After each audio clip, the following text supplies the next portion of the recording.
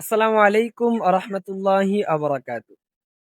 অনেক মানুষ বলে 31st নাইট পালন করা ইসলামের সম্পূর্ণ হারাম। এই কথাটা আংশিক সত্য, আংশিক ভুল। কারণ ইসলামে কোনো নির্দিষ্ট ইংরেজি তারিখ নিজে নিজে হারাম নয়। হারাম হয় কাজের কারণে, তারিখের কারণে নয়। 31st নাইট আসলে পাশ্চাত্য সংস্কৃতির একটি উদযাপন। এই রাতে যা কিছু সাধারণত দেখা যায় তার বেশিরভাগই ইসলামের স্পষ্ট নিষেধের মধ্যে পড়ে।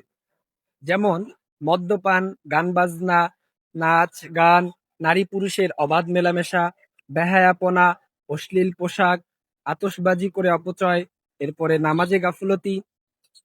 এগুলো প্রতিটাই আলাদা আলাদাভাবে হারাম বা গুনাহের কাজ। আরেকটি গুরুত্বপূর্ণ দিক হলো অন্য জাতির ধর্মীয় বা সাংস্কৃতিক অনুকরণ। রাসূল সাল্লাল্লাহু আলাইহি সাল্লাম বলেছেন, যে ব্যক্তি কোনো জাতির অনুকরণ করে সে তাদের অন্তর্ভুক্ত। তাই মুসলমান হয়ে এমন উদযাপন করা যেখানে গুনাহই মুখ্য, সেটি থেকে দূরে থাকা জরুরি।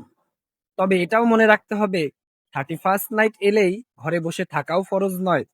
কেউ যদি এই রাতটা কাটায় নামাজ পড়ে, কোরআন তেলাওয়াত করে, তওবা করে, নিজের জীবনের হিসাব নেয়, তাহলে সেটি নেকির কাজ হবে।